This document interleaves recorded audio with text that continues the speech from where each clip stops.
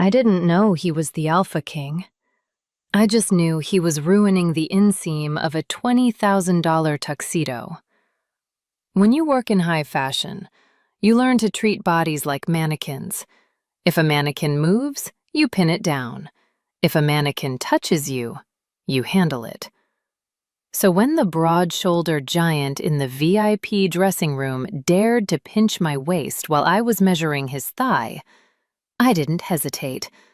I slapped him, hard, across the face. I expected to get fired. I didn't expect the room to freeze, his security to drop their jaws, and the scariest man in the world to look down at me with glowing golden eyes and say the one thing that would ruin my life. Do it again. Welcome back to the Stacks at Raven's Library. Before we open today's chapter, I want to see how far our flock has spread. Head down to the comments right now and let me know. Where in the world are you listening from? And if you're tired of waiting for the next upload, hit that join button below. Members get exclusive early access to new stories before anyone else, plus that custom badge next to your name to show you're a VIP supporter. Now, let's get into the story. Chapter 1. The Needle and the Fury. Hold still, or I'll sew this zipper directly to your skin. I didn't look up. I couldn't afford to. The midnight gala was starting in 20 minutes. The air conditioning in the dressing room was broken, and the agency had sent me a replacement fit model who was evidently built like a brick wall and had the attention span of a toddler. I said still, I hissed, my mouth half full of steel pins. I was on my knees, wrestling with the left pant leg of a midnight blue tuxedo. The fabric was Italian silk, delicate enough that a harsh breeze could bruise it, and this giant of a man kept shifting his weight. Every time he moved, the hemline ruined itself. My stress levels were currently sitting somewhere between heart attack and homicide. "You tense," a voice rumbled above me. It wasn't a normal voice. It was a baritone so deep, I felt the vibrations travel through the floorboards and straight into my chest. It sounded like expensive whiskey poured over gravel. "I'm not tense," I mumbled around the pins, stabbing a piece of chalk against his thigh to mark the alteration. "I'm a professional, and you are late. The agency said they were sending Steve at 4 o'clock.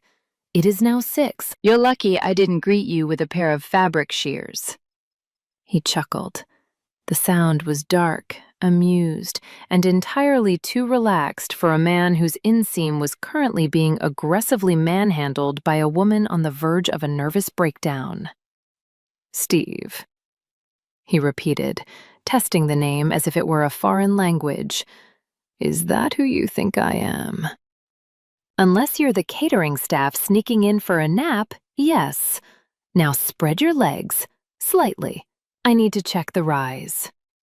He obliged, but as he shifted his stance, his hand dropped. A large, warm palm brushed against the curve of my waist. It might have been an accident. He might have been losing his balance.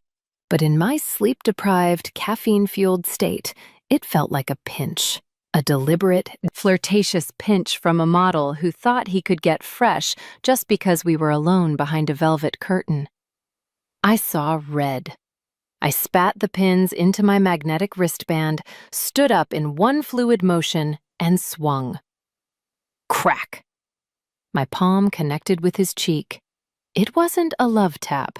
It was the kind of sharp, stinging slap I reserved for malfunctioning sewing machines and handsy interns.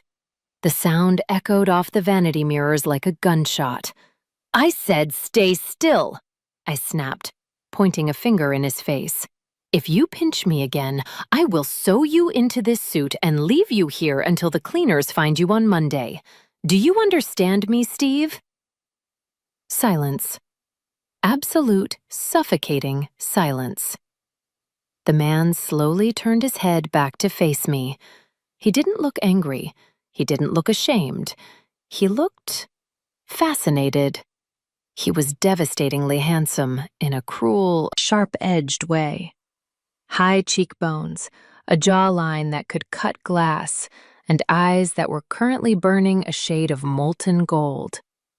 He raised a hand, his long fingers tracing the reddening outline of my handprint on his cheek. "You have a heavy hand for a seamstress," he said softly. "I like it." Before I could process the absurdity of that statement, the dressing room door burst open. 3 men in earpieces and dark suits flooded the room. They didn't look like agency handlers. They looked like they ate concrete for breakfast. The one in the lead took one look at the man rubbing his cheek and then looked at me with pure horror. "Alpha," the lead guard barked, his voice cracking. "We heard a noise. Is everything—" "Get out," the man in the tuxedo said. He didn't even look at them. His golden eyes were locked on mine. "But sir," the guard stammered, eyeing me like I was a ticking bomb. "She assaulted you. We need to—" "I said get out," the man repeated. His voice dropped an octave, rolling with a growl that made the hair on my arms stand up. It wasn't a human sound. It was the sound of a predator warning off scavengers. "Close the door, and do not open it again unless the building is burning down." The guards didn't hesitate. They scrambled backward, the heavy door clicking shut with a terrifying finality.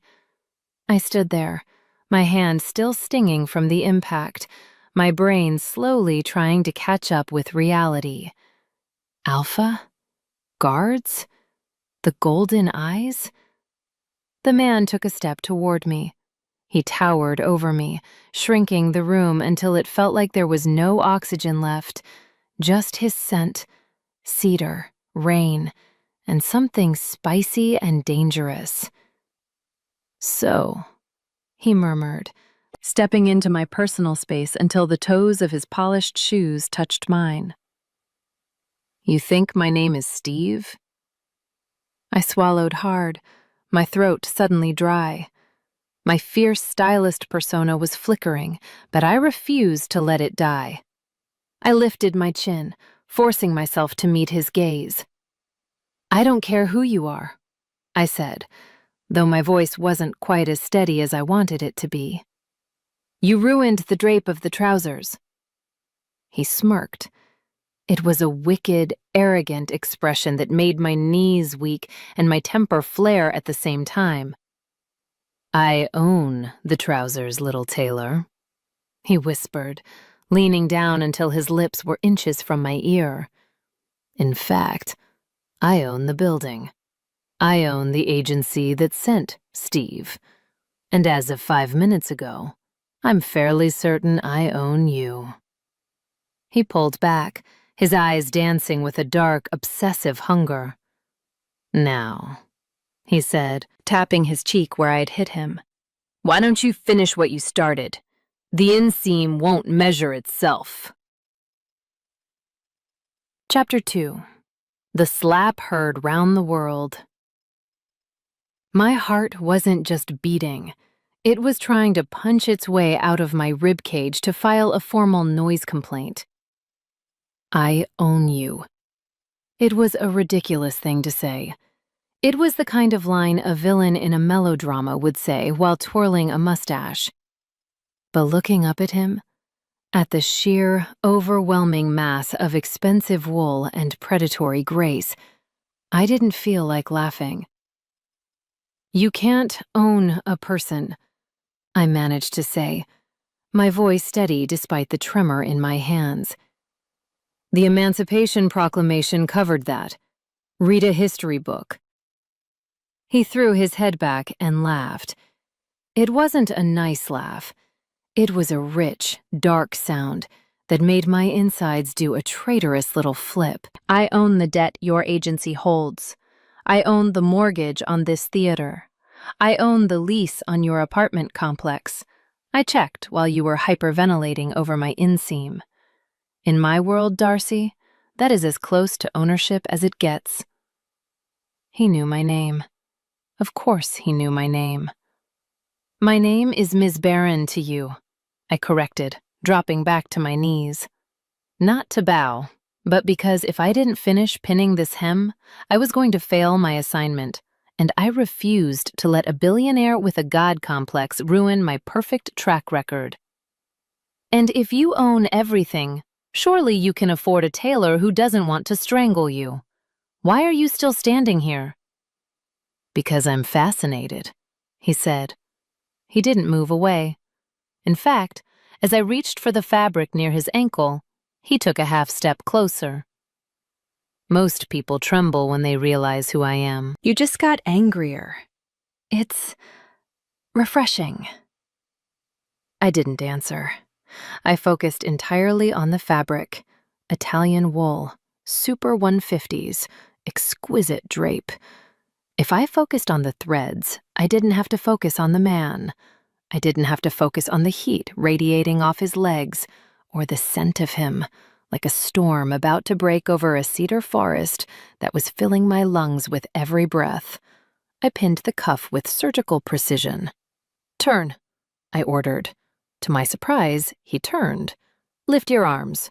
He lifted them. For the next 5 minutes, the room was silent except for the scratch of chalk and the soft snick of my pins. It was the most terrifying 5 minutes of my life. I was painfully aware of his eyes on me. He was watching me like a wolf watches a particularly interesting rabbit, not deciding if he was going to eat it, but how much fun the chase would be. "Done," I said, standing up and brushing the chalk dust from my hands. "You can put your arms down now. And tell your security detail that if they burst in again, I'm charging you for emotional distress." He lowered his arms slowly, smoothing the lapels of the jacket. The suit fit him perfectly now. I had sculpted it to him, turning a rack garment into armor fit for a king. "You're good," he murmured, inspecting his reflection in the trifold mirror. Then his gaze shifted, meeting mine in the glass. "You're very good." "I'm the best," I said flatly, grabbing my pincushion. "Now, if you'll excuse me, I have actual work to do. Please don't recommend me to your friends. I prefer clients who don't threaten to buy me." I turned to the door, my hand reaching for the brass handle. I needed air. I needed vodka. I needed to move to a country that didn't have an extradition treaty with wherever this man came from. "Conrad," he said. I froze, my hand on the latch. "My name," he continued, his voice wrapping around me like velvet rope, "is Conrad Arthur. Since you felt comfortable enough to strike me, I thought we should be on a first-name basis." Conrad Arthur, the Alpha King, the man who controlled the entire shifter economy of the East Coast, the man whose temper was legendary and whose bank account was large enough to buy a small country. I had slapped Conrad Arthur. I didn't turn around. I couldn't. If I looked at him now, knowing what he was, I might actually pass out. "Goodbye, Mr. Arthur," I squeaked. "For now, Darcy," he replied. "For now." Chapter 3. Dead Woman Walking. I didn't just leave the gala. I evaporated. I sprinted out the service exit, dodged 3 waiters and a confused lyrical dancer, and dove into the first Uber I could find. I spent the entire 40-minute ride to my apartment staring out the window, waiting for black SUVs to run us off the road. Every time my phone buzzed, I jumped so hard I nearly hit my head on the ceiling. By the time I got home, I had already mentally packed my bags. I could go to Canada. I heard Canada was nice. They had maple syrup and polite people who probably didn't own the lease to my apartment. I spent the night pacing my living room, drinking cheap wine out of a coffee mug, and aggressively Googling Conrad Arthur. The results were not comforting. Conrad Arthur acquires tech giant for $4 billion. Conrad Arthur, the Wolf of Wall Street's worst nightmare. Top 10 people you should never cross. Conrad Arthur is number 1. There were photos of him at board meetings, at galas, at PAC summits. In every single one, he looked bored, cold, and utterly untouchable. And there was me, Darcy Barron, daughter of a librarian and a mechanic, who had treated his face like a bongo drum. I fell asleep on the couch at 4 a.m. and woke up to the sound of my phone ringing. It was the office. "Darcy?" It was Mr. Henderson, the owner of the bespoke fashion house where I worked. His voice sounded thin, like he was being held at gunpoint. "I need you to come in, immediately." "I'm sick," I lied, pulling a throw blanket over my head. "It's the plague, highly contagious. I shouldn't come in for at least 30 to 40 years. "Darcy, please," he whispered. "He's here." The line went dead. He's here. I stared at the phone. There was no point in running. If Conrad Arthur wanted to find me, he would find me. He was a wolf. Tracking was literally in his DNA. I took the coldest shower of my life, put on my sharpest blazer, my armor, and applied red lipstick with the precision of a war paint. If I was going down, I was going down looking expensive. The fashion house was eerily quiet when I arrived. Usually, the atelier was a chaotic symphony of sewing machines, steaming irons, and shouting. Today, it was silent. My colleagues were huddled by the fabric wall, looking pale. Mr. Henderson was standing outside his office door. He looked like he'd aged 10 years overnight. "Darcy," he said, wringing his hands. "Thank God." "Mr. Henderson, look," I started, clutching my purse. "I can explain. The client was difficult. I know I shouldn't have reacted, but—" "You're not fired," he blurted out. I blinked. "I'm not?" "No," he said, swallowing hard. "I am. Well, I'm retired. As of this morning." He gestured vaguely to the glass-walled office behind him. The blinds were drawn, but I could see a tall, dark silhouette pacing inside. "I sold the company, Darcy," Henderson whispered, his eyes wide. "He made an offer at 8 a.m. Cash. Triple the market value. He bought the brand, the building, the inventory. Everything." My stomach dropped through the floor. Who? Who bought us? Henderson looked at me with a mixture of pity and confusion. "The Arthur Corporation. And the new CEO is waiting for you. He said he has a personal interest in the staff retention." "Personal interest," I repeated, feeling the blood drain from my face. "Go on in," Henderson said, patting my shoulder as he walked past me toward the exit, carrying a cardboard box of his belongings. "Good luck, kid. You're going to need it." I stood alone in the hallway. The door to the CEO's office loomed in front of me. I took a deep breath, smoothed my blazer, and pushed the door open. He was sitting in Mr. Henderson's chair like he had been born there. The office was modest, just a glass desk, a few mannequins, and a wall of fabric swatches. But Conrad Arthur made it look like a throne room. He had discarded his tuxedo for a charcoal gray suit that probably cost more than my entire college education. His tie was loosened, his sleeves were rolled up to reveal forearms corded with muscle, and he was spinning a silver letter opener between his fingers. He stopped spinning it when I walked in. "You're late," he said. No hello, no good morning, just the accusation. "I'm on time," I countered, closing the door behind me and refusing to lean against it for support. Work starts at 9. It is 9:01. Technically, I'm punctual. Technically, he said, standing up. The room suddenly felt very small. He walked around the desk, moving with that predatory grace that made my primal brain scream "run," while my modern brain whispered "stay."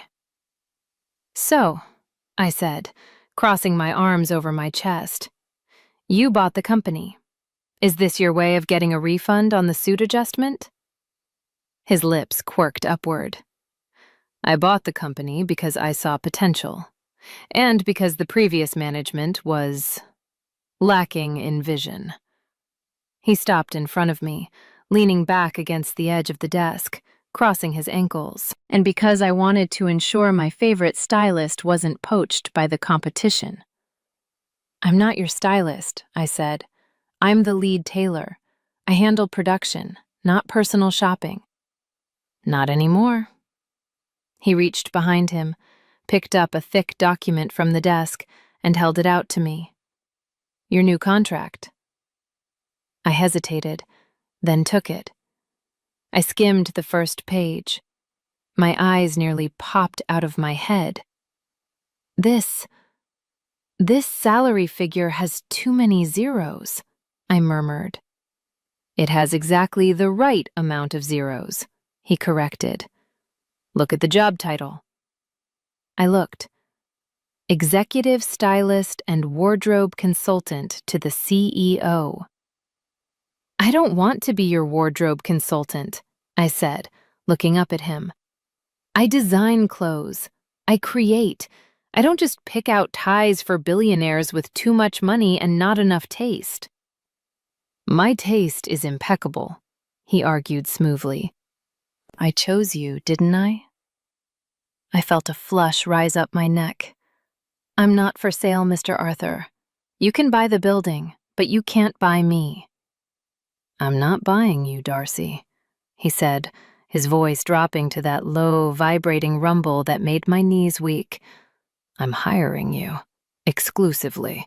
No other clients, no distractions, just me." He took a step closer, invading my personal space again, the scent of rain and cedar wrapped around me. "Think of the challenge," he whispered. "I have a coronation coming up. I have galas, summits, press conferences. I need to look like a king. And you are the only person who has ever looked at me and seen a suit that needed fixing rather than a man who needed fearing." "I still think you need fixing," I shot back, though the bite was lacking in my voice. "Good," he said. "Then fix me." He reached out and tapped the contract in my hand. "Sign it, Darcy. Or don't. But if you walk out that door, I'll just buy whatever building you work in next. I'm very persistent." It wasn't a threat. It was a promise. And the terrifying part was, I believed him. I looked at the contract. The money would change my life. It would pay off my parents' debts. It would fund my own line one day. But working exclusively for him, being in his pocket, in his space, every single day. "Fine," I said, grabbing a pen from his desk before I could talk myself out of it. I signed my name with a flourish that was far more aggressive than necessary. "But I have conditions. No touching, no creeping, and absolutely no pinching." I slammed the contract back onto his chest. He caught it before it hit the floor, his golden eyes gleaming with victory. "Understood," he said, a slow, dangerous smile spreading across his face. "But we'll have to test your resolve immediately." He checked his watch. "My first fitting is in 10 minutes, he said, unbuttoning his suit jacket and tossing it onto the chair. His fingers moved to his tie, loosening the knot. "And this time, Darcy, I expect you to be thorough. I want you to measure everything." Chapter 5. The Inseam. The sound of a silk shirt sliding off a man's shoulders should not be a weapon, but Conrad Arthur wielded it like one. He didn't just undress, he unveiled. He tossed his shirt onto the leather armchair with a casual disregard that made my tailor's heart ache, revealing a torso that looked like it had been carved out of marble and bad intentions. He was covered in faint, silver scars, shifter marks, I assumed, that only highlighted the definition of his chest and abs. "Well?" he challenged, standing in the center of the office in nothing but his suit trousers and a smug expression. "I'm waiting, Darcy. Or do you need a step stool to reach my shoulders?" "I need a sedative," I muttered under my breath, grabbing my yellow measuring tape from my bag. "Turn around, face the window, and for the love of God, stop flexing." "I'm not flexing." He lied. He was absolutely flexing. Every time I stepped close, the muscles in his back rippled like water disturbed by a stone. I started with the shoulders. I had to step on my tiptoes, which put my chest dangerously close to his lower back. I could feel the heat radiating off him. Shifters ran hot, almost feverish compared to humans. It was like standing next to a furnace that smelled like expensive cologne and danger. 52 inches, I noted, my voice sounding professional despite the dryness in my throat. "You've broadened since the gala. Have you been stress-eating whole cows?" "Stress-lifting," he corrected, glancing over his shoulder. His eyes caught mine, holding them hostage. "I have a very frustrating new employee who keeps testing my patience." "Keep moving and I'll test your reflexes with a pin," I retorted, moving the tape down to his chest. I had to wrap my arms around him to get the circumference. It was a necessary evil of the job. I'd done it 1,000 times for 1,000 clients. But none of them felt like this. As I cinched the tape across his pectorals, I could feel the heavy, rhythmic thud of his heart against his ribs. It was slow, powerful, and steady. "Breathe in," I ordered. He inhaled, his chest expanding against my forearms, trapping me against him for a split second. "Breathe out." He exhaled, a long breath that stirred the hair on the top of my head. "You have cold hands," he murmured. "And you have an ego the size of Texas. It balances out." I pulled away quickly, jotting down the numbers on my notepad to hide the fact that my hands were actually trembling. "Now," I said, dread settling in my stomach. "The waist, and the inseam." "Ah," he said, the corner of his mouth twitching. "The scene of the crime." "Don't make it weird, Conrad." "I'm not doing anything," he said, holding his hands up in mock surrender. "I'm just standing here, being the perfect model." I knelt down. Being on my knees in front of him felt like a tactical error. He loomed over me, a mountain of power and arrogance. I wrapped the tape around his waist, 34 inches. Ridiculous. And then moved to the inner leg. "Feet apart," I commanded. He shifted his stance. I hesitated. This was the danger zone. This was where I had slapped him less than 24 hours ago. I took a breath, reached out, and pressed the metal tip of the tape against the top of his inseam. He flinched, just a fraction of an inch. A muscle in his thigh jumped under the fabric. I froze. "Did I pin you?" "No," he rasped. His voice sounded different, grittier, tighter. I looked up. He was looking down at me, his golden eyes blown wide, his pupils dilated so much they nearly swallowed the iris. He wasn't looking at me like a boss. He was looking at me like I was the only water in a desert. "Then why did you jump?" I asked, pulling the tape taut. He leaned down, his hand hovering over my shoulder before gripping the back of the chair to stop himself from touching me. "Because, Darcy," he whispered, the sound vibrating through my bones. "My heart rate doesn't spike when I'm running a corporation. It doesn't spike when I'm hunting." He paused, his gaze dropping to where my hand rested against his leg. "It only spikes when you touch me. Is it beating too fast for you? Or just fast enough?" Chapter 6. Midnight Emergency. The phone rang at 2:14 a.m. I knew the exact time because I was in the middle of a dream where I was drowning in a sea of Italian silk, and the ringing was the sound of the lifeboat leaving without me. I fumbled for my phone, blinding myself with the screen light. "Boss, do not answer." I swiped answer. "If the building isn't on fire, "I'm quitting. It's an emergency." Conrad's voice came through the line. He didn't sound panicked. He sounded awake, alert, annoyingly conscious. Define emergency," I croaked, rubbing sleep from my eyes. "Did you rip the tuxedo? Did you spill red wine on white linen? Did you accidentally buy another company?"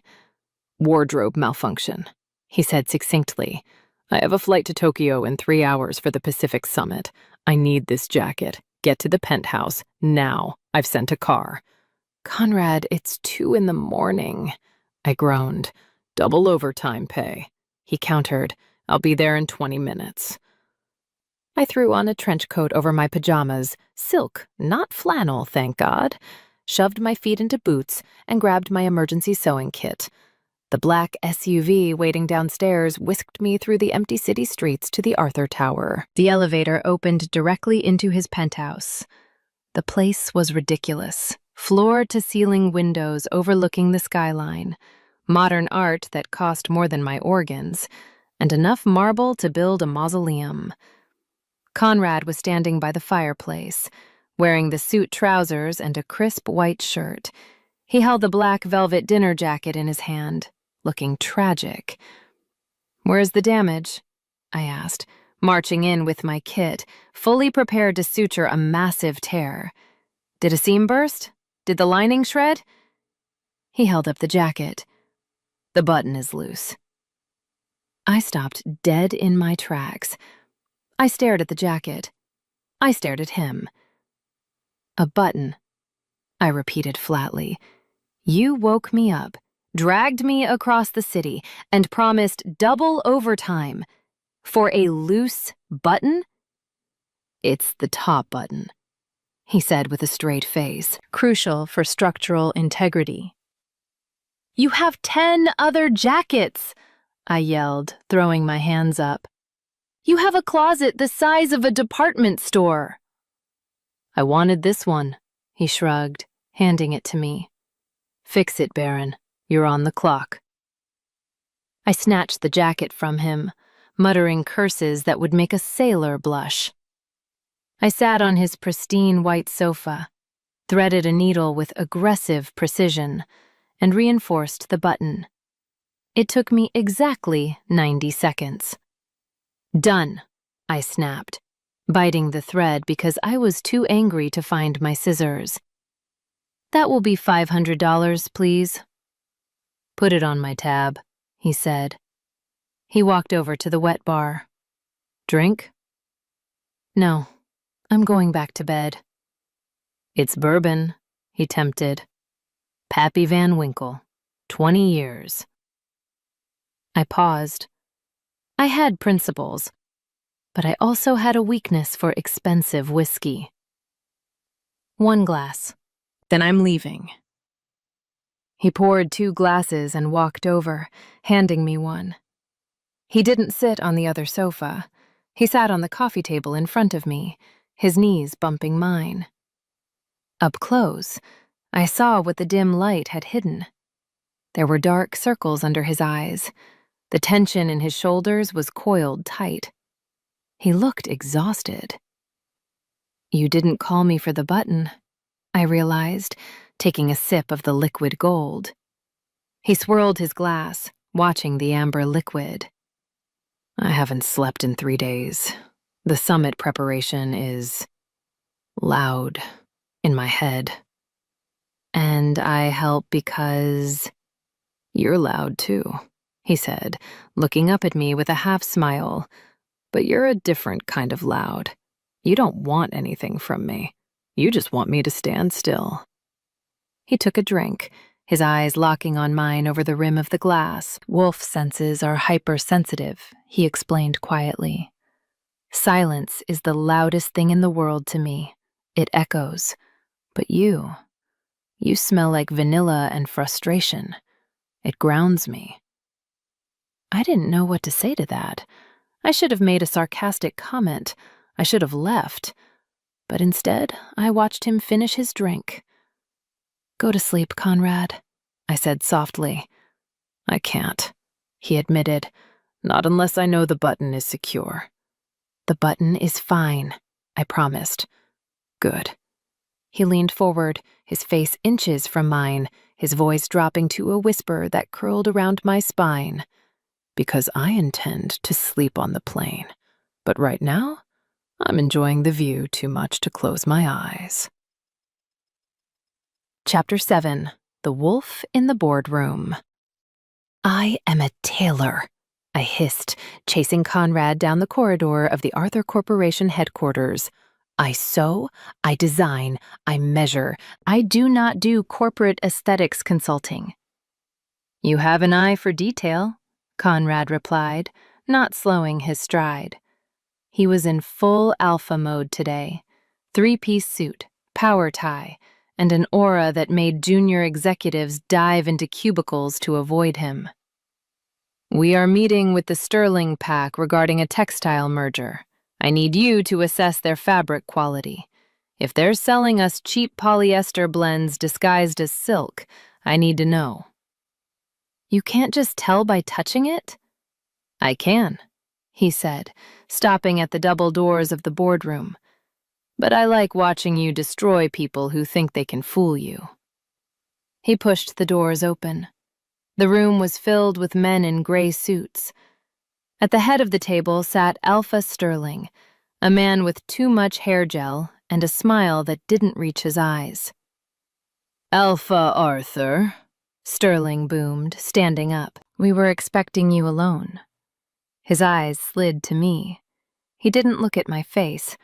He looked at my legs, then my chest, then dismissed me entirely. I didn't know you brought entertainment, Sterling smirked, sitting back down. Though I suppose long meetings can get boring. She's cute. A bit small for a shifter, though. Is she a pet? The temperature in the room dropped 20 degrees in a single second. Conrad didn't move. He didn't growl. He simply stopped walking. The silence that followed was heavy, suffocating. Every other person in the room stopped breathing. Excuse me? I said, stepping out from behind Conrad. I am the executive director of style for this corporation, and based on the shine of your suit, Alpha Sterling, you're wearing a 60-40 polyester blend that is currently suffocating your pores. I'm surprised you haven't broken out in a rash yet. Sterling's face turned a violent shade of red. Watch your mouth, sweetheart. I don't speak to the hired help. She isn't help, Conrad said. His voice was quiet, terrifyingly quiet. He walked to the head of the table, pulled out a chair, and looked at me. Sit, Darcy. I sat. Conrad didn't sit. He stood behind my chair, placing both hands on the backrest, looming over me like a dark guardian. He looked directly at Sterling. This is Ms. Barron, Conrad said, his voice ice cold. She is the only person in this room whose opinion I value. If she says your fabric is trash, then your fabric is trash, and if you ever look at her with anything other than absolute respect again, I will dissolve this merger, buy your company, and turn your headquarters into a parking lot. Sterling paled. He looked at Conrad, then at me, realizing his mistake. My apologies, Ms. Barron. I didn't realize. Apology accepted, Conrad answered for me. He leaned down, his mouth brushing my ear, his hand sliding from the chair to rest possessively on the small of my back. His thumb traced the curve of my spine through my blazer, a touch that branded me in front of 12 witnesses. Tell them what you think of the samples, Darcy, he commanded softly, his golden eyes scanning the room, daring anyone to interrupt. And don't be gentle. I love it when you're mean. Chapter 8. Rumors and Red Satin. I didn't destroy the Sterling Pack's textile samples. I annihilated them. By the time I was finished explaining why their luxury silk was actually a highly flammable polyester blend that would melt under a hairdryer, Alpha Sterling looked like he wanted to crawl under the table and die. I walked out of that boardroom feeling invincible. That feeling lasted exactly 45 minutes. It took less than an hour for the photo to go viral. I was sitting at my desk, innocently trying to source a specific shade of emerald velvet, when my phone started vibrating so hard it nearly walked itself off the table. I picked it up and saw a notification from a shifter gossip blog I didn't even follow. The Alpha's new flame? King Conrad spots getting handsy with human employee. I clicked the link. My stomach turned to lead. There was a high-resolution photo of us in the boardroom. It was taken from the side, capturing the exact moment Conrad had placed his hand on the small of my back. But in the photo, it didn't look like a protective gesture. The way he was leaning down, the way his lips were brushing my ear, the way his large hand seemed to encompass my entire waist. It looked intimate. It looked possessive. It looked like we were 5 seconds away from ripping each other's clothes off on the mahogany table. Oh no, I whispered. Oh, absolutely not. I grabbed the tablet and marched straight to the elevator. I didn't knock when I reached the penthouse floor. I stormed into his office, waving the tablet like a weapon. Have you seen this? I demanded. Conrad was on a call. He held up a finger, finished his sentence in fluent Japanese, and hung up. He looked at me, then at the tablet, then back at me. He didn't look upset. He looked like a cat who had just found a particularly comfortable sunbeam. The lighting is excellent, he noted. It captures my good side. It captures your hand on my ass, Conrad, I yelled. Look at the caption. The tailor who tamed the king. They think I'm your mistress. My professional reputation is going to be shredded. No one is going to hire me for my designs. They're going to hire me because they think I know what you look like naked. He stood up, walking around the desk with maddening slowness. And do you? Do I what? Know what I look like naked. I know what your inseam is, I snapped, which is frankly more information than I ever wanted. You have to fix this. Issue a statement. Tell them I am a highly qualified executive, not your flavor of the month. He stopped in front of me, taking the tablet from my shaking hands and setting it aside. I don't issue statements to tabloids, Darcy. It makes me look defensive. Kings don't explain themselves. Well, tailors do. I poked him in the chest. It was like poking a steel door. I have a mother, Conrad. She has Google. Do you want to explain to Mrs. Barron why her daughter is trending next to the hashtag Alpha King Seduction? He laughed. He actually laughed. He caught my finger, holding it against his chest. Fine, he relented, his thumb brushing over my knuckles. We'll clear the air. We'll go to lunch. A very public, very boring business lunch. We will discuss fabric swatches and quarterly projections where everyone can see us. Will that satisfy you? Yes, I said, pulling my hand back. somewhere with bright lights and zero atmosphere, and you will sit on the opposite side of the table. As you wish. He took me to Le Monde. It was the most expensive restaurant in this city, entirely made of glass, and currently packed with the shifter elite. As we walked in, the room went silent. Every eye was on us. True to his word, Conrad sat across from me. But that was the only concession he made. He didn't look at the menu. He looked at me. He ordered for me without asking, steak, rare, red wine, and spent the entire meal watching me eat with an intensity that made the food taste like ash. "Stop staring," I hissed, sawing at my steak. "We are supposed to look like colleagues." "I am looking at my employee," he said smoothly, loud enough for the table next to us to hear. Then he leaned in, his voice dropping to a whisper. "I'm just admiring how fierce you look when you're terrified." "I'm not terrified. I'm homicidal." "Eat your steak, Darcy. You need the iron." When we left, a swarm of paparazzi was waiting. Flashbulbs blinded me. Microphones were shoved in my face. "Alpha Arthur, is it true she's your mate?" "Ms. Barron, are you pregnant?" "Conrad, is she the future queen?" I froze, blinded and overwhelmed. I felt the panic rising in my throat. Then, suddenly, the world went dark. Conrad had stepped in front of me. He blocked the cameras, his broad back creating a wall between me and the chaos.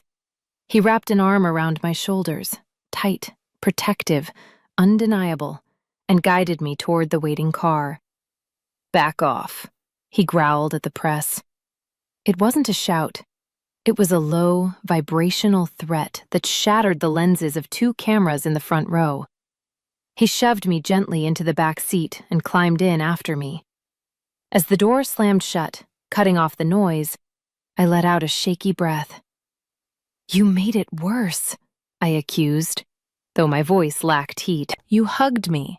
Now they're going to think we're eloping."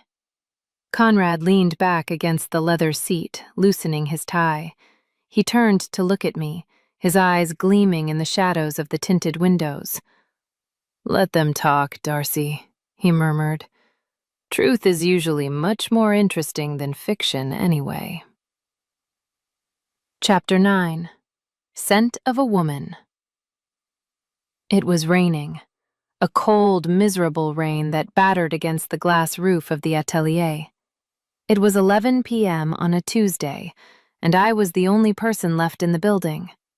I was currently buried under a mountain of emerald velvet, trying to drape a gown for a fickle she-wolf duchess who had changed her mind about the neckline 4 times in 3 days.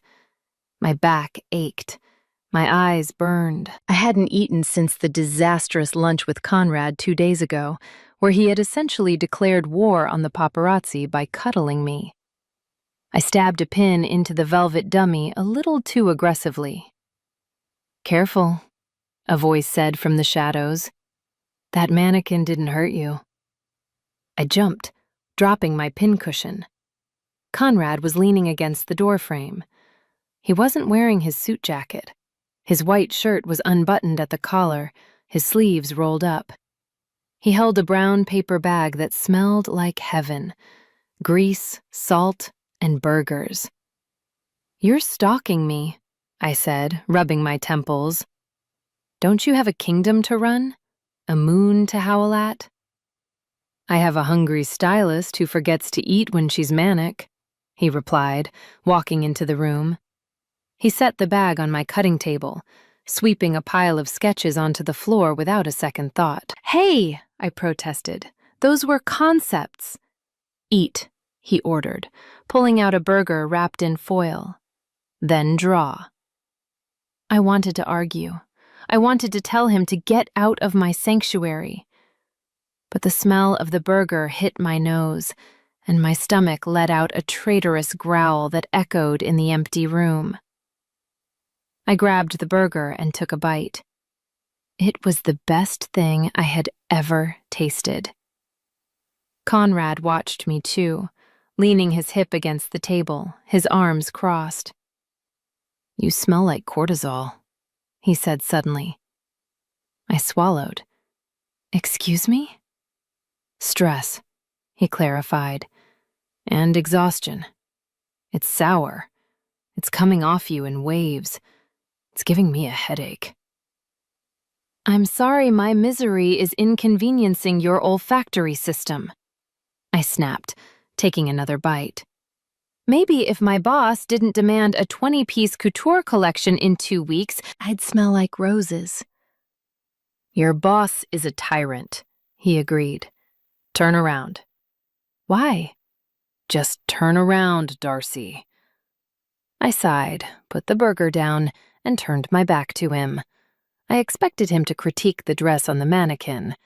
Instead, I felt warm, large hands land on my shoulders. I stiffened. "Conrad, the contract says no touching." "This is medical." He lied effortlessly. "You're carrying so much tension in your trapezius muscles that I'm surprised you can turn your head." He dug his thumbs into the knot at the base of my neck. I gasped. It hurt, a sharp, stinging pain, but then he began to knead. His hands were incredibly strong, his thumbs finding every pressure point with supernatural precision. "Relax," he commanded, his voice right at my ear.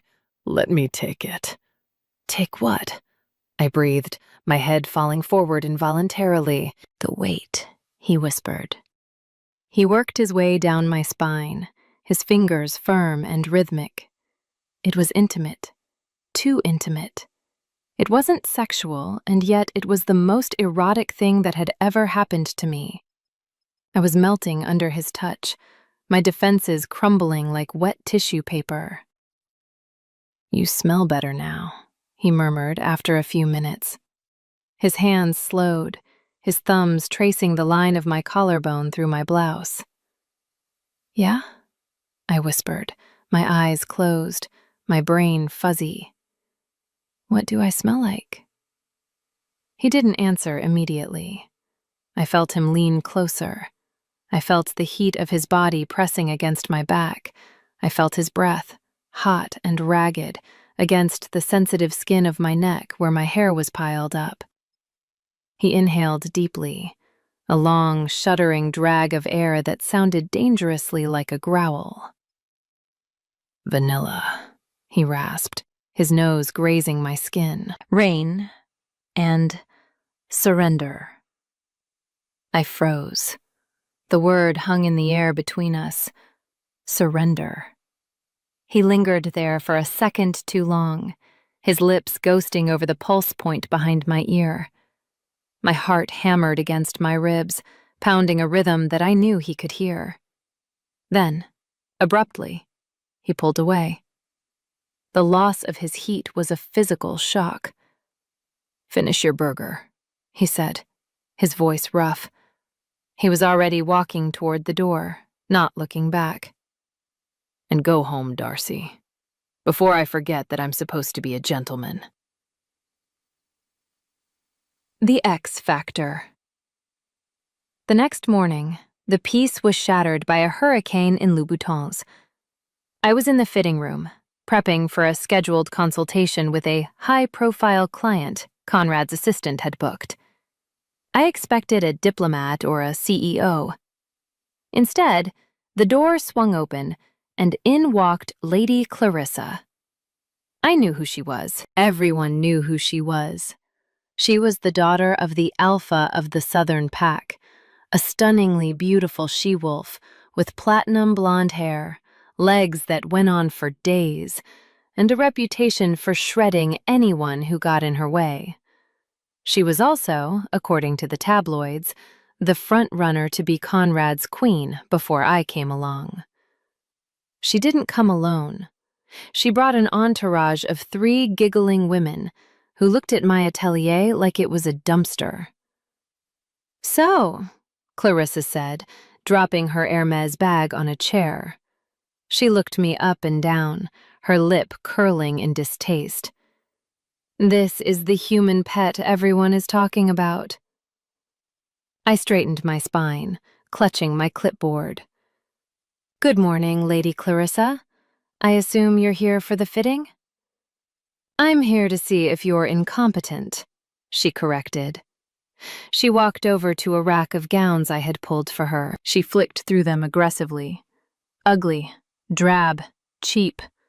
Is this really the best Conrad could find? A human seamstress with no taste? I assure you, my taste is impeccable, I said coolly. Those gowns were selected based on your coloring. My coloring is perfect, she snapped. I want red, bright, blood red, like a queen. Red washes you out, I said instantly. With your platinum hair and cool undertones, bright red will make you look consumptive. You need jewel tones, sapphire, emerald, amethyst. Clarissa laughed. It was a cruel, sharp sound. Listen to her, thinking she knows better than a purebred wolf. Do you know who I am? I have been bred to rule. You are here to hem pants. Do not speak to me about color theory, little human. Just fetch me a red dress and try not to trip over your own feet. Her entourage giggled. Something in me snapped. Maybe it was the pet comment. Maybe it was the disrespect to my craft. Lady Clarissa, I said, stepping forward. My voice was calm, projected, and laced with professional venom. I don't care about your breeding. I care about physics and optics. And the physics of your body type suggest that a bias-cut red silk gown will not only make you look jaundiced, but it will also highlight the fact that your hips are slightly uneven, likely from a childhood injury you never corrected. The room went dead silent. Clarissa's mouth dropped open. Furthermore, I continued, relentless, you have a short torso. If I put you in the silhouette you're demanding, you will look like a box of Valentine's chocolates wrapped by a toddler. I am paid to make the king look good. That means making the people standing next to him look good. If you want to look like a disastrous mistake, you can go to the mall. But in my studio, you wear what I tell you to wear. Or you can leave. Clarissa looked like I had just slapped her. Her face turned a violent shade of purple. You insolent little... She raised a hand, her nails lengthening into claws. I wouldn't. A deep voice rumbled from the doorway. We all spun around. Conrad was leaning against the doorframe. He had been there the whole time. Clarissa's hand dropped instantly. Her face transformed into a mask of sweet innocence. Conrad, darling, I was just telling your employee that her suggestions were a bit... I heard every word, Conrad said. He walked into the room, ignoring Clarissa entirely, and coming to stand next to me. He didn't look at her, he looked at me, and he was smiling. It wasn't a nice smile, it was a proud smile. She's right about the hips, Conrad drawled, looking at Clarissa now. You always did walk a little crooked, Clarissa. Clarissa gasped, humiliated. Conrad! Get out, he said simply, and take your friends with you. If you need a dress for the coronation, I suggest you try a department store. Darcy is exclusive, and she doesn't work with amateurs. Clarissa let out a sound of pure rage, grabbed her bag, and stormed out, her entourage scrambling after her. The door slammed shut. I let out a breath I had been holding, my knees suddenly shaking. I looked up at Conrad. I think I just alienated the entire Southern pack. Conrad looked down at me. His eyes were dark, swirling with something that looked dangerously like adoration. One were magnificent, he whispered. I've never seen anyone talk to her like that. He reached out, tucking a stray lock of hair behind my ear. His hand lingered on my cheek. I was worried she would eat you alive, he murmured. But I forgot. You're the one with the teeth. He stepped closer, crowding me against the cutting table. "I think," he said, his voice dropping to a growl, "that I am going to have a very hard time letting you go, Darcy Barron." Chapter 11. The Accidental Command. The week before the coronation was not a schedule. It was a hostage situation. My clipboard had become an extension of my arm. My coffee consumption had reached levels that would kill a small horse. And Conrad Arthur was currently being the most obstinate, difficult, and frustrating creature on God's green earth. "I am not wearing the cape," Conrad declared. We were in his executive office, which had been converted into a makeshift staging area. Racks of clothes lined the walls. 3 assistants were cowering in the corner, holding shoeboxes like shields. Conrad was pacing back and forth, shirtless, wearing only the ceremonial trousers, looking like a caged tiger who wanted to bite someone. "It is not a cape," I argued, chasing him with a pincushion strapped to my wrist. "It is a ceremonial mantle. It is velvet. It is embroidered with the history of your pack, and you have to wear it because it is tradition." "It looks like a rug," he growled, turning sharply and nearly knocking over a mannequin. "I look like a magician. I refuse." "You look like a king!" I yelled, losing my patience. "Will you stop pacing? I need to check the break on the trousers." "I don't have time for trousers," he roared back, his voice vibrating with alpha power. "I have a security briefing in 5 minutes. The Western Pack is demanding a renegotiation.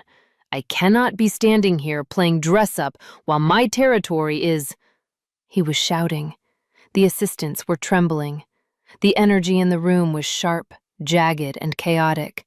He was spiraling, his wolf instincts reacting to the stress by needing to move, to hunt, to fight. I didn't think. I just reacted. I slammed my clipboard down on the mahogany desk. The crack was loud enough to cut through the noise.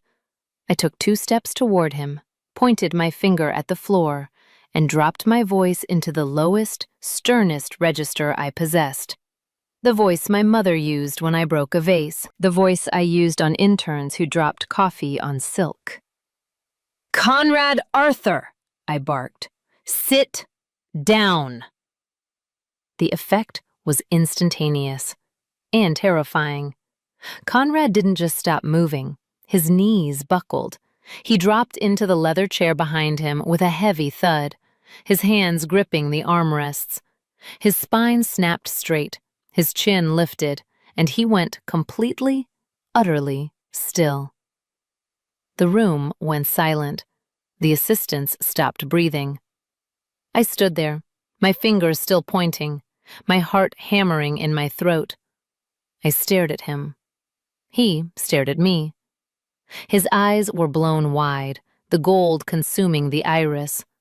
He looked stunned, dazed, like someone had just hit him with a taser. I whispered, my hand slowly lowering. "Did you just—" He blinked slowly. He looked down at his own legs, as if surprised to find them sitting. Then he looked back up at me. The anger was gone from his face. In its place was something darker, heavier. He wasn't mad. He looked high. "You used the voice," he rasped. "I don't have a voice," I stammered, backing up a step. "I'm human. Humans don't have alpha voices." "You do," he countered, his voice rough. He gripped the arms of the chair so hard the leather creaked. "You commanded me, and my wolf listened." He stood up slowly. This time he didn't pace. He stalked toward me.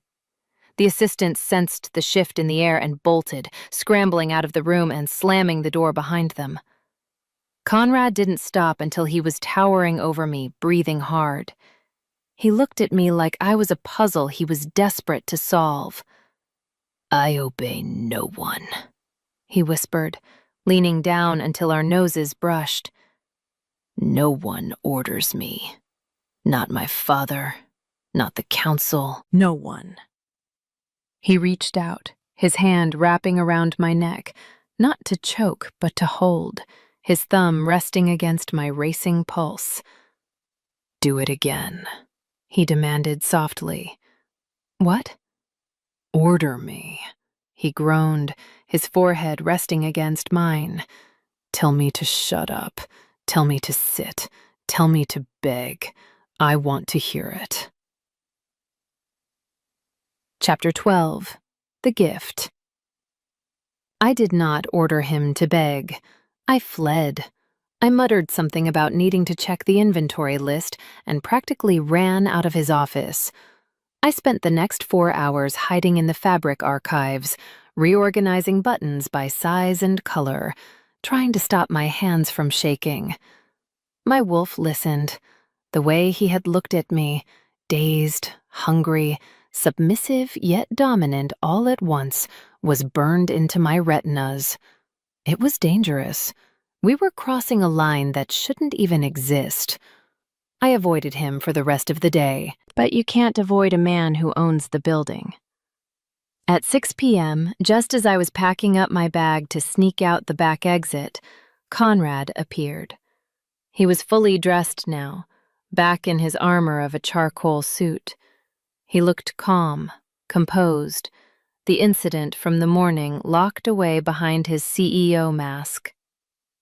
"Come with me," he said. "I'm going home," I lied, clutching my purse. "I have a cat to feed." "You don't have a cat," he said, holding the door open. "I checked your lease agreement. No pets allowed. Come with me, Darcy. I have something to show you." He led me to the elevator, but instead of hitting the button for the lobby, he pressed a button I had never seen before, a blank key at the top of the panel. The elevator shot upward, past the penthouse, past the executive suites. "Where are we going?" I asked, watching the floor numbers blur. "The roof? Are you going to throw me off because I yelled at you?" "Tempting," he smirked, "but no."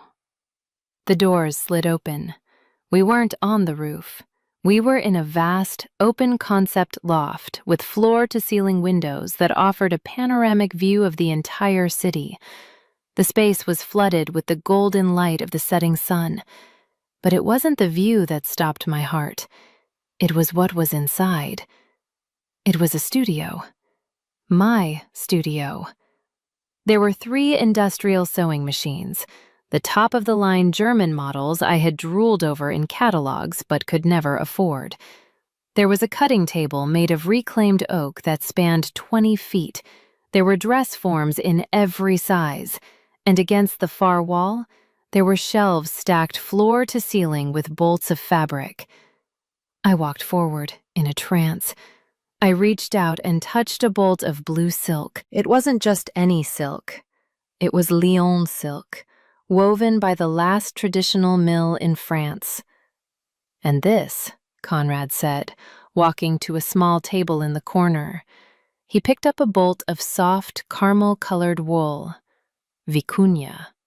You mentioned once that you wanted to make a coat out of it, but it was too expensive to source." I turned to look at him. My eyes were stinging. I blinked rapidly, refusing to cry. "Conrad," I whispered, This is a fortune. The machines alone, the vicuña." "I don't care about the cost," he said quietly, leaning against the table, watching me explore the room. "I care about the craft. You're cramped in that basement atelier. You're working with scraps. I wanted to see what you could do if you had everything you ever wanted." He walked over to me and held out a key card. It was black, with my name embossed in silver. "It's yours," he said. "The deed is in your name, independent of the company. Even if you quit tomorrow, Even if you never speak to me again, this room belongs to you." I looked at the key, then at him. This wasn't a rich man buying a gift to impress a date. This was specific. It was thoughtful. He had listened to every offhand comment I had made about thread counts and machine tension. He had built me a sanctuary. "Why?" I asked, my voice trembling. He reached out, his hand cupping my cheek, his thumb brushing away a single tear that had escaped. "Because," he murmured, "you're the only person who sees me as a man, not a king. And I wanted you to have a place where you could be a queen." I took the key. My fingers brushed his. The spark that jumped between us was electric, undeniable. I knew in that moment that I was in catastrophic trouble. I wasn't just attracted to him, I was falling in love with him. And that was the most dangerous thing I could possibly do. Chapter 13. The Almost. We stayed in the studio for hours. I couldn't leave. I was like a kid in a candy store, touching every fabric, testing the machines, explaining to Conrad the difference between a serger and a cover stitch. He just listened, leaning against the wall, watching me with that intense, focused silence that made my skin prickle. Then, the sky broke. A summer storm rolled in over the city, heavy and sudden. Thunder shook the glass walls, and rain lashed against the windows in sheets. Suddenly, the lights flickered. Once, twice. Then the entire building plunged into darkness. "Power grid failure," Conrad announced calmly from the dark. The storm must have hit a substation. "Great," I said, freezing by the cutting table. "I'm in a dark room with a wolf. This is how horror movies start." A soft light bloomed. Conrad had turned on the flashlight of his phone. He set it face down on the table, casting a diffuse ambient glow upwards.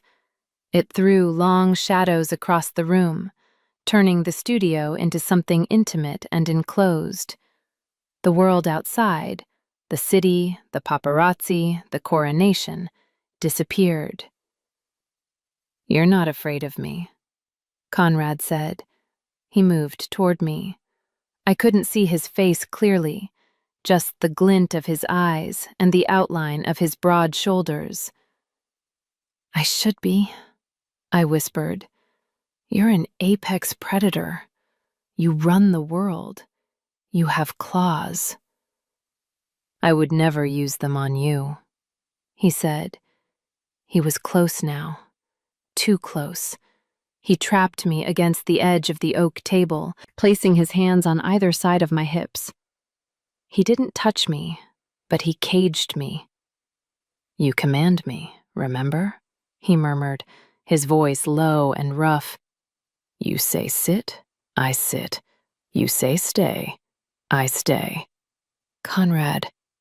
"Tell me what to do now, Darcy." He leaned down. His face was inches from mine.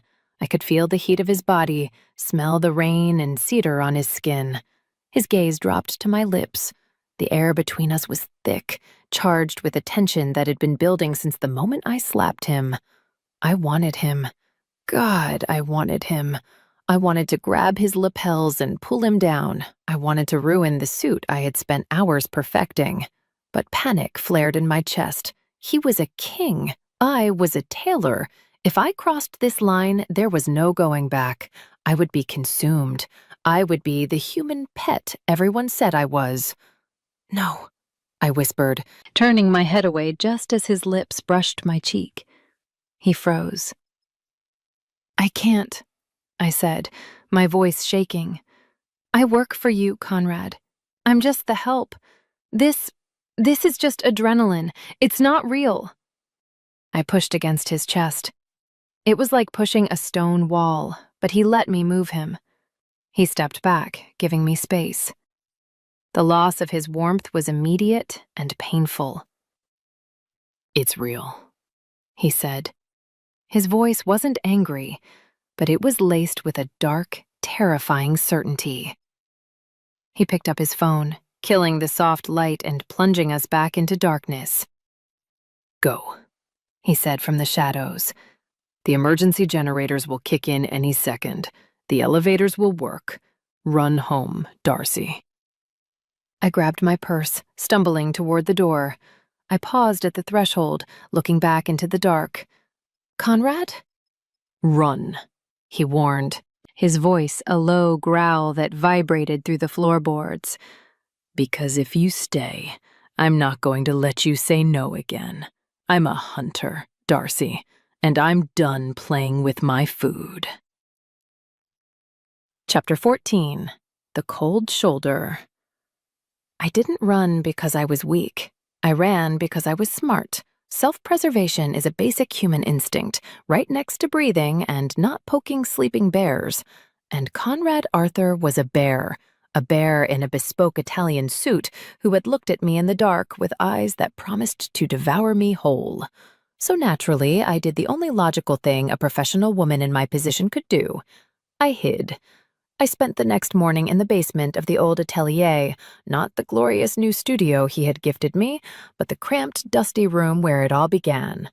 I was aggressively color-coding buttons, trying to convince myself that my heart wasn't shattered. Today was the final fitting. The coronation was tomorrow. This was the most important appointment of the entire contract. The suit, a masterpiece of midnight blue velvet and black satin, was hanging on the rack, pressed and perfect. But I wasn't going to fit him. "Marcus," I said, handing the garment bag to my trembling assistant. "You have the measurements, you have the pins, you have the panic button on your phone. Go." Marcus, a 22-year-old fashion student who weighed 140 pounds soaking wet, looked at me like I was sending him to the gallows. "But, Darcy," he stammered, hugging the garment bag to his chest. "He asked for you, specifically. The memo said Ms. Barron only. If I show up, he might actually eat me." "He doesn't eat people, Marcus. That's a stereotype. He's a CEO. He eats mergers and acquisitions. Now go. I have a migraine, a contagious migraine."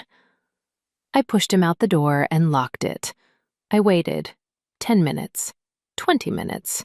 30. I was just starting to relax, thinking maybe I had gotten away with it, when my phone rang. It wasn't Conrad. It was Marcus. I answered. "How did it go?" He's looking at me," Marcus whispered. He sounded like he was crying. "He's not saying anything, Darcy. He's just staring at the door. I tried to measure his inseam, and he growled. I think I peed a little." "Put him on the phone," I sighed, rubbing my temples. "I can't," Marcus squeaked. "He just crushed the phone. Oh, God, he's coming over here. Darcy, help." The line went dead. 5 seconds later, my own phone rang again.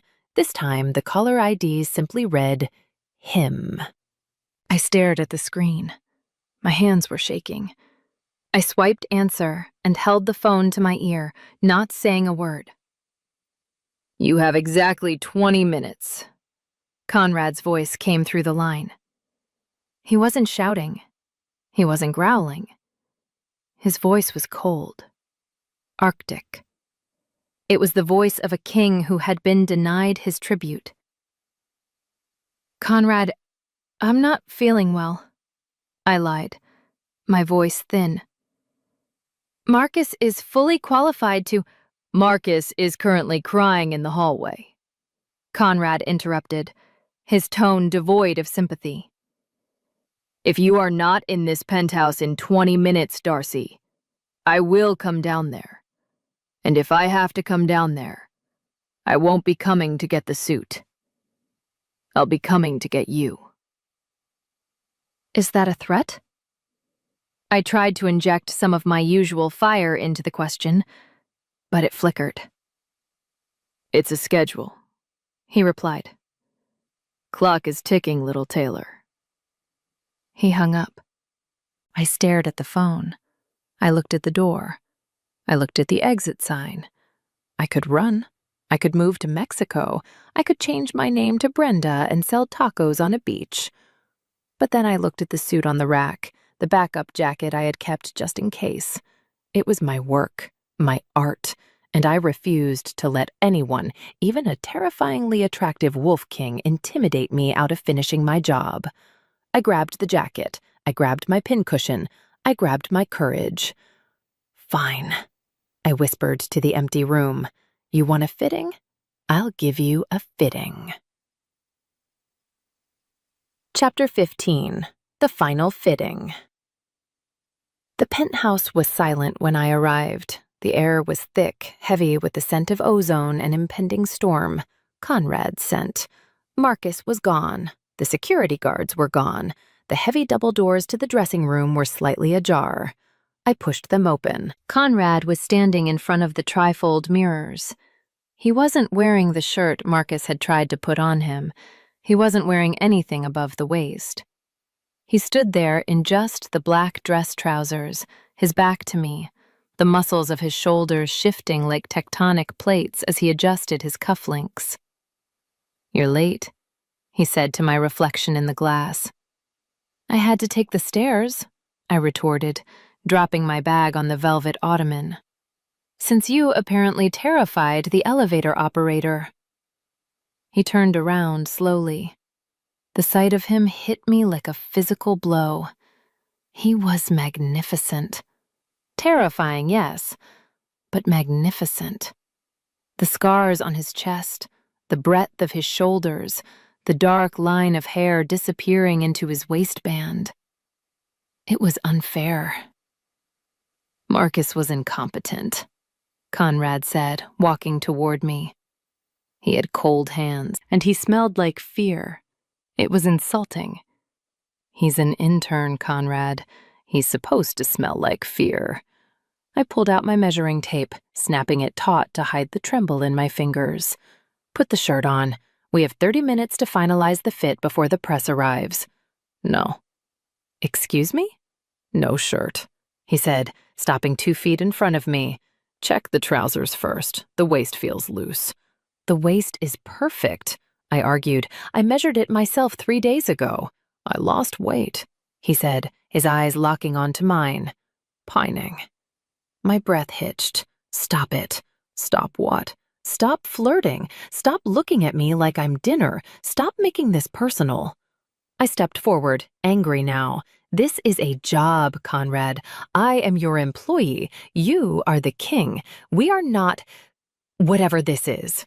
"And what is this, Darcy?" He stepped into my space, forcing me to back up.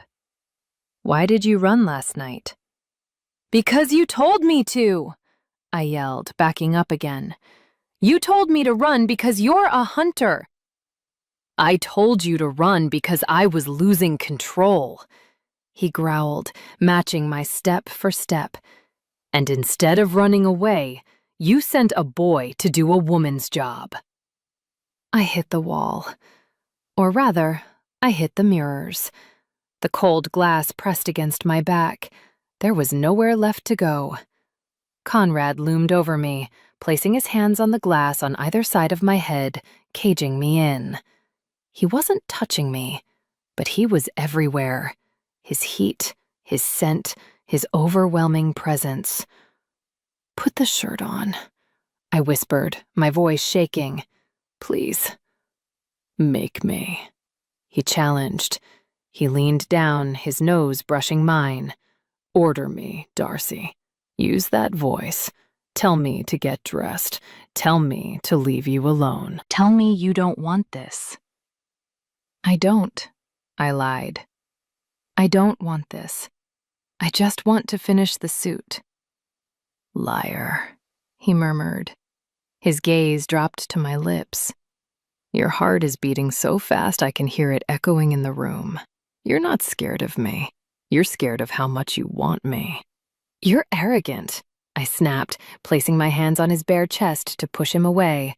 "And you're annoying, and I am trying to work." I pushed him. He didn't budge. He just smirked, that wicked, knowing smirk that made me want to scream. "Back off!" I yelled, frustration boiling over. I shoved him harder, my palms slipping on his skin. "I thought you were pinching me that first night. I thought you were just some handsy jerk." Conrad froze. The smirk vanished. His eyes darkened, the gold consuming everything, turning his gaze into two pools of molten lava. He caught my wrists. His grip was iron tight, pinning my hands against the glass above my head. He leaned in, his lips brushing the shell of my ear, his voice a low, rough vibration that shattered the last of my defenses.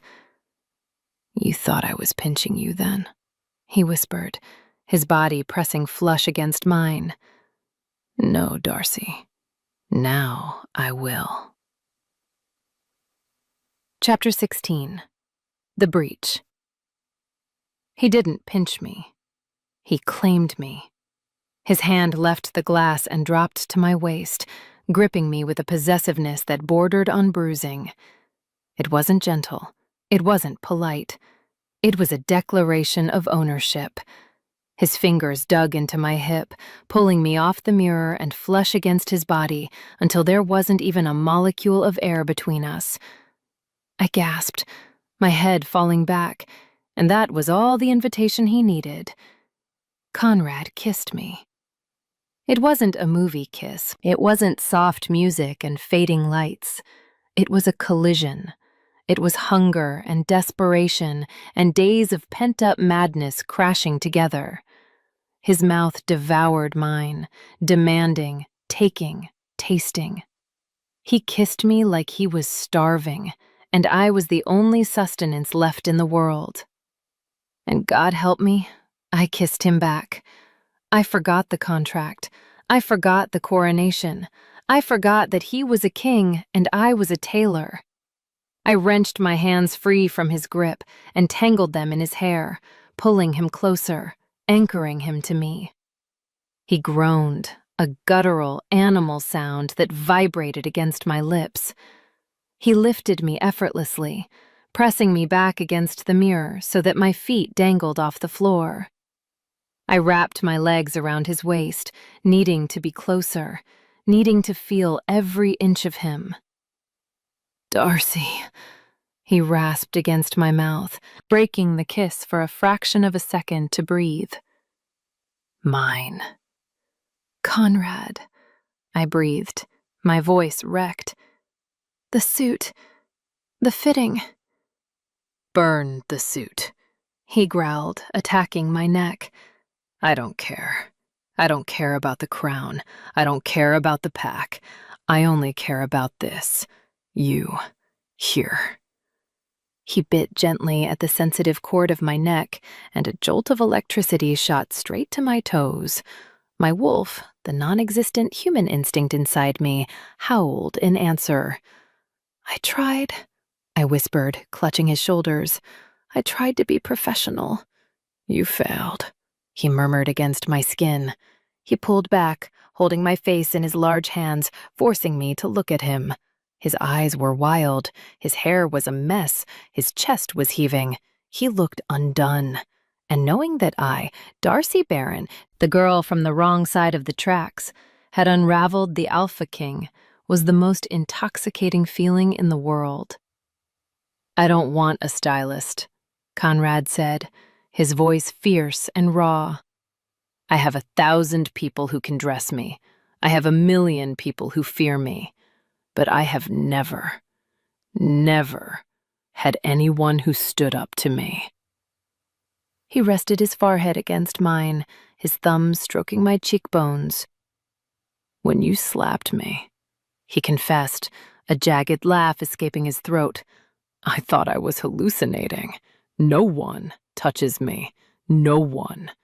And then you looked at me with those furious eyes and told me to stay still. Darcy, I was yours before the slap even registered."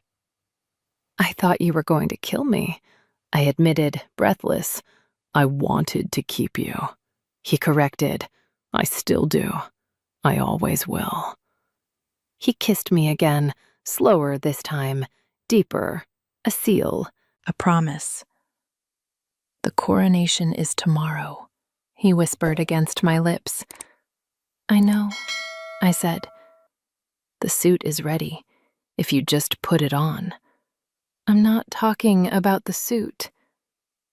He set me down gently, smoothing my hair, though his eyes never left mine. Every alpha brings a date, a partner, a potential queen. I froze. The reality of the world crashed back in. Conrad, I'm human. The council, the press, weighty Clarissa. To hell with Clarissa, he snarled softly, and to hell with the council. He took my hand, lifting it to his lips, kissing my knuckles, the same knuckles that had slapped him days ago. I'm not asking my stylist to fix my hem, he said, his voice ringing with the absolute authority of a king. I'm asking Darcy Barron to be by my side. Walk in with me, not behind me, with me. He waited, watching me with that intense golden gaze. The king of the wolves was asking, waiting for an order. Well, he asked, a crooked, vulnerable smile touching his lips. What's the verdict, Ms. Barron? Are you going to leave me standing here alone, or are you going to tell me what to do? Chapter 17, The Coronation Ball. I'm not wearing a gown, I said. Conrad blinked, the haze of lust slowly clearing from his eyes, though his hands were still possessively gripping my waist. Excuse me?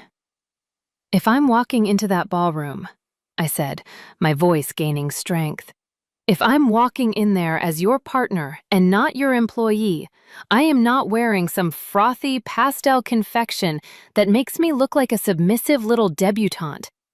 If I'm walking into a den of wolves who want to tear me apart, Conrad, I am wearing armor. He smiled. It was slow, wicked, and devastatingly proud. You're whatever you want, Darcy. Just wear it next to me. 24 hours later, the limousine door opened, and the flashbulbs blinded me. The noise was deafening. The screams of the crowd, the click of shutters, the shouting of reporters. It was a wall of sound. My heart hammered a frantic rhythm against my ribs.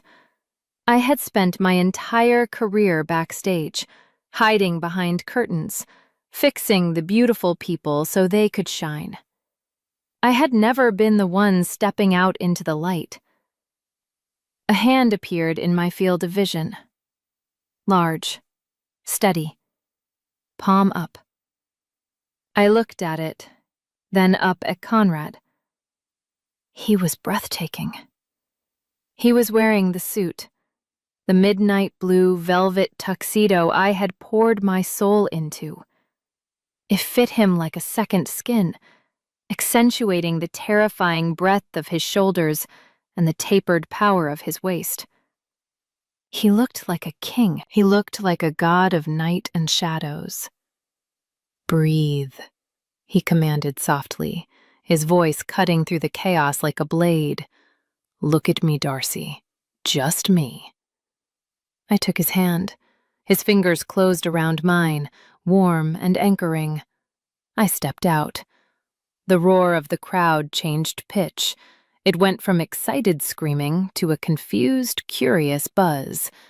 They had expected a celebrity. They had expected Lady Clarissa. They hadn't expected the tailor, and they certainly hadn't expected what I was wearing. I hadn't lied. I wasn't wearing a gown. I was wearing a tuxedo dress hybrid of my own design. The bodice was structured black silk with a plunging, sharp lapel that mirrored Conrad's own.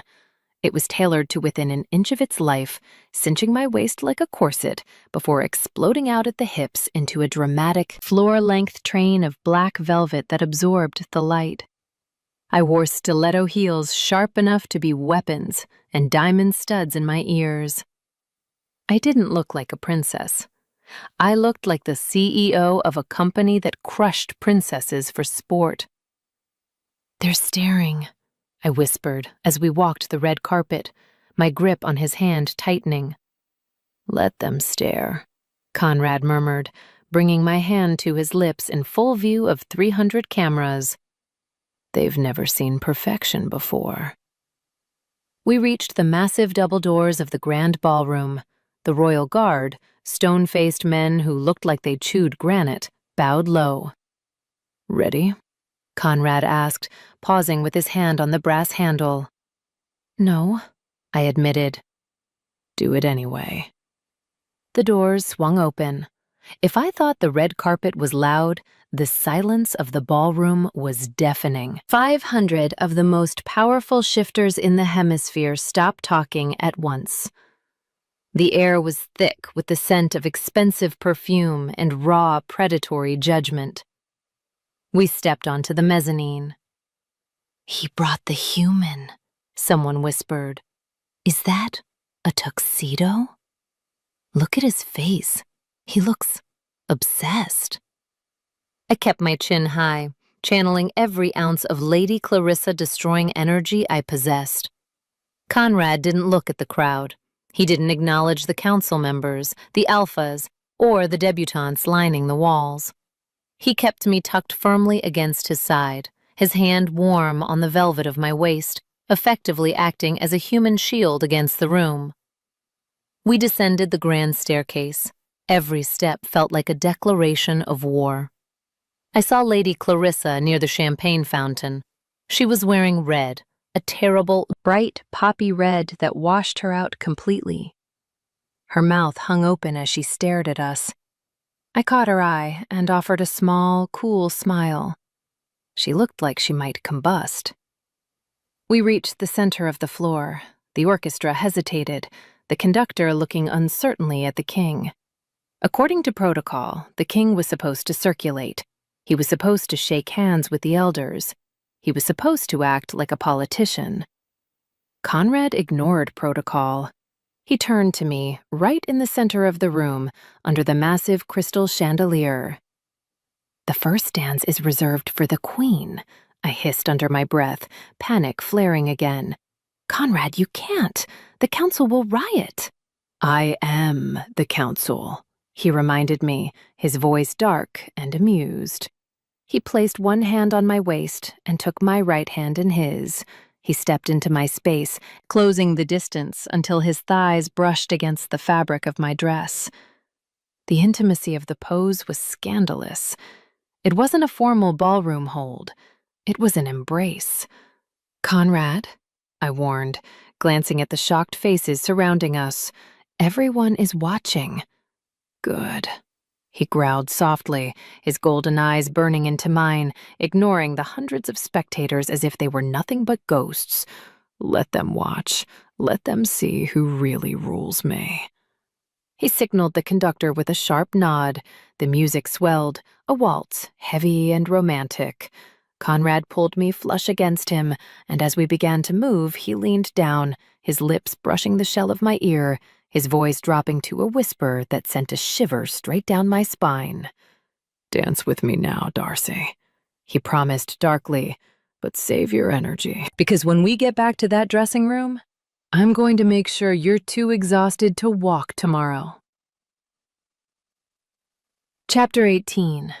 The Perfect Fit. I didn't stumble. I didn't blush. I looked the Alpha King in the eye, tightened my grip on his shoulder, and smiled. "Is that a threat, Your Majesty?" I whispered back, my voice steady despite the havoc his promise was wreaking on my pulse. "Because you're forgetting something. I'm the one who designed those trousers.